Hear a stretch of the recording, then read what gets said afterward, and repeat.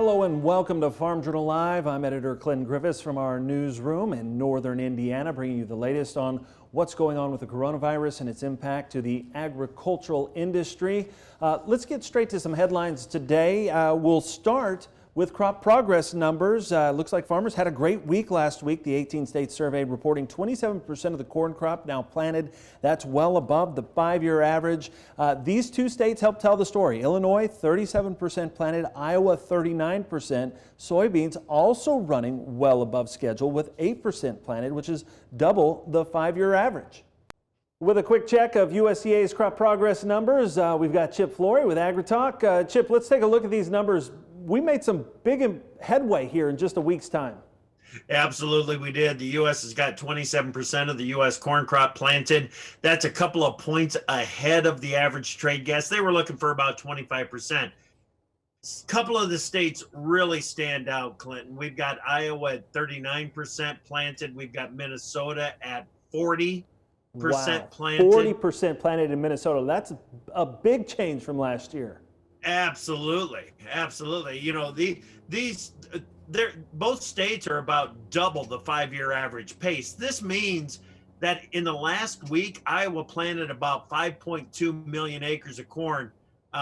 Minnesota planted about 3.3 million acres of corn. So that's where it's really happening right now across the Midwest. As we look at on the soybean side of things, that's also ahead of the 5-year average. Yep. Yeah, doubled the pace. There's only 3 states that are behind the 5-year average: Arkansas, Mississippi, and Missouri.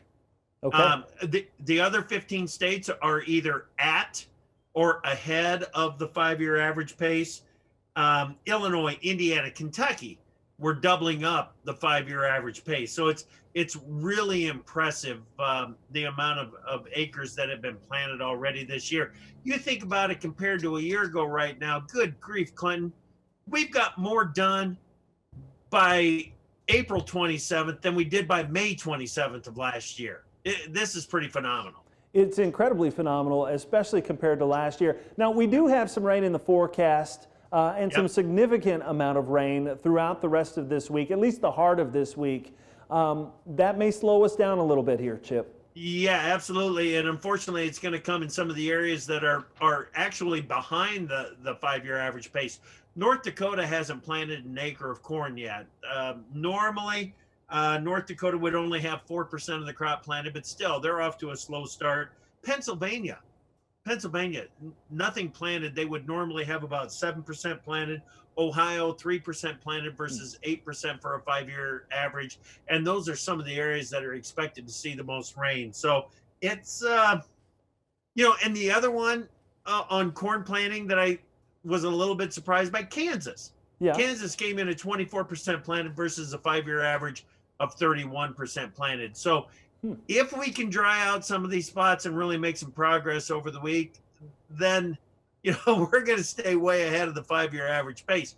But if those rains fall, Clinton, and fall in the areas that are already wet, that could start to turn into some problems. I think maybe North Dakota maybe has harvested more corn in 2020 than they've planted so far.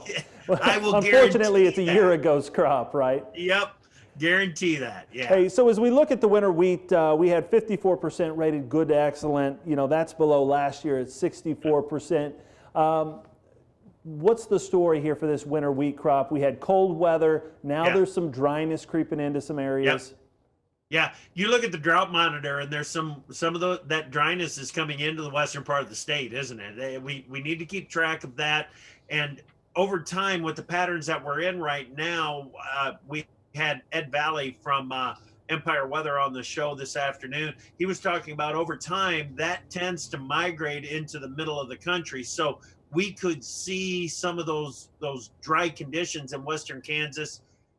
That might be an early warning sign of some midsummer heat, some midsummer dryness. He's not predicting it. He's just saying that, hey, this is something that we need to keep an eye on. All right, thanks, Chip. The Association of Equipment Manufacturers praising Washington for adding funds to that Paycheck Protection Program. The group saying that the money is helpful in many small equipment manufacturers struggling to stay open, pay employees during the coronavirus outbreak. That's at AEM saying that more needs to be done to help the 2.8 million men and women that work in the ag equipment industry. Kip Heidenberg, Senior VP of Government Industry Relations with the Association of Equipment Manufacturers, joining us now. And Kip, that may help, but there's still some storm clouds out there on the horizon for ag equipment. Yeah, there sure are. And thanks for having me on the show, Clint. Absolutely. Yeah, if you look at the challenges facing equipment manufacturers right now, particularly those who make agriculture equipment, obviously one is access to cash. And the PPP program that was established under the CARES Act and then now recently replenished with additional funds authorized by Congress, that helps. It helps a lot of the small and medium-sized manufacturers. But I have to tell you, according to a recent survey that we did of company CEOs, as many as 20% of those companies that qualify and that applied were unable to access the loans. And so for those companies, they're running out of time and they're running out of cash. So that continues to be a big problem for our members. Another problem, of course, is plummeting demand for equipment. And I think that is probably overall, as we look to our industry, the biggest concern right now for our member companies. Yeah, as we talk about the demand situation, obviously we've got farmers out in the field trying to get a crop in the ground this spring, but then you look at the prices and right now they don't bode real well for sales as you move through 2020. No, that's right. And we've been trying to convince Congress and the administration to take some concrete steps here to help shore that up. Obviously, as you know, and as your viewers know, commodity prices, drive farm income, and farm income drives equipment sales. And so we've been urging Congress and the White House to make sure they protect the biofuels industry. We cannot afford any more ethanol plants going out of business. We've been talking to the White House repeatedly about making sure that they tell the Chinese government to hold up their end of the bargain of that phase one agreement to make sure they buy U.S. commodities and that we get a phase two deal going here as soon as possible to, again, help shore up commodity prices. Another opportunity, as we see it, for helping boost demand for equipment is infrastructure investment. And that would obviously help a lot of farmers. A lot of their roads and bridges and locks and dams desperately need to be updated. Now would be a great time to do so with lots of Americans sitting at home. It's a great time to invest in our infrastructure and get some construction out there. And that would obviously help as well with demand for equipment. We talk about the ag equipment market. Obviously, AEM also concerned about the construction equipment market. Is that a different story or the same story in what ag is dealing with right now? It's a little different. I'd say, obviously, the situation right now for our industry is pretty grim, and unfortunately, we're not alone in that. Looking at those of our companies who make ag equipment, they have generally fared slightly better than those who make construction equipment and utilities equipment. And part of that is of course due to the fact that right now farmers are out in the field planting, and they have to be. If they're going to harvest this fall, and if we're going to be able to continue to feed our population. Whereas on the construction side, unfortunately, we're starting to see construction projects being delayed. And that obviously is having a chilling impact on the demand for construction equipment. And that's why we need right now governors. It really starts with governors, but also the federal government to continue to designate our industry, but also construction projects as essential moving forward. Are they considered essential right now, or most of our manufacturing facilities closed and waiting? Yeah, no, they are. And we've had, I mentioned obviously plummeting demand has been one of our key concern and probably still is the biggest concern across the industry. But early on in the pandemic, making sure that our manufacturers, their suppliers, their distributors and service technicians, obviously very important on the ag side, that all of them are deemed essential by governors and the federal government. And we've been largely successful there. Our industry has been deemed essential. They're part of what's called critical infrastructure workforce as defined by the federal government, the CDC in particular. But governors have largely followed suit. And so we are optimistic.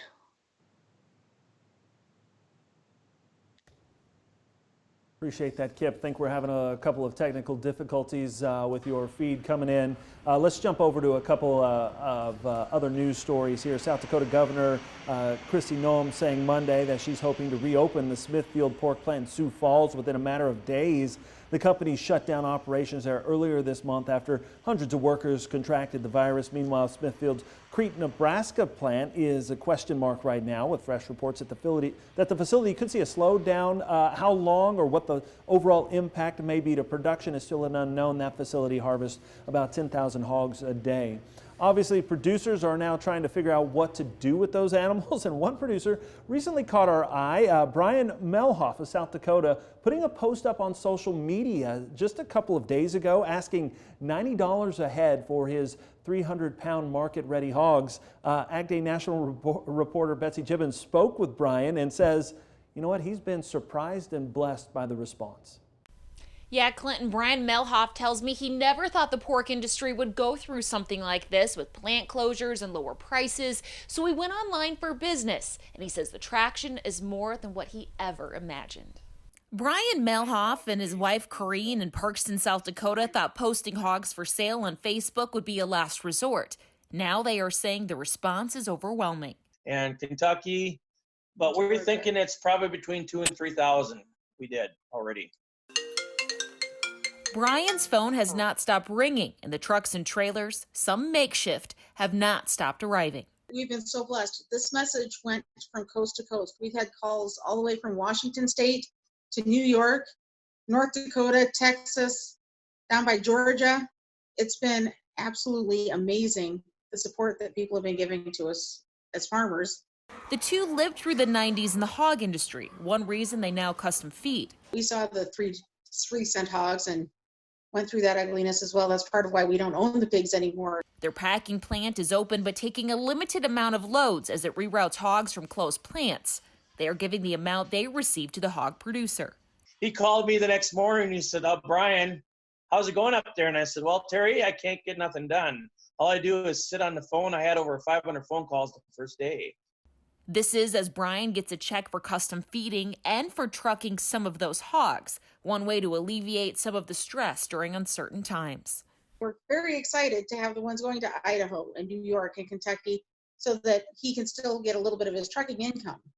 Brian telling me he's finding out Facebook may not allow producers to sell livestock online. In fact, he said Facebook deleted his original post even though it went viral. Brian said he posted again and Facebook has yet to delete it. So he joked with me he hopes Mark Zuckerberg does not end up knocking on his door. Clinton.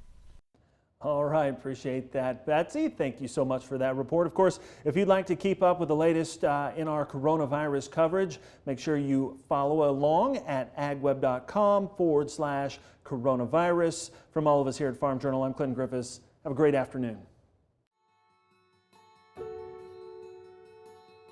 This season, rather than madness, opening days, or taking a break, the world is frozen, silenced by quarantines, isolated by distance, and edging on panic. But while work for you may have changed, out here, we're still going strong. Our season is underway. The crops will get planted, the livestock will be fed, and your food will continue to be grown. Just like it's been for generations. There's plenty to worry about. But out here, social distancing is our specialty. American agriculture farms on, today and tomorrow, for our family and yours.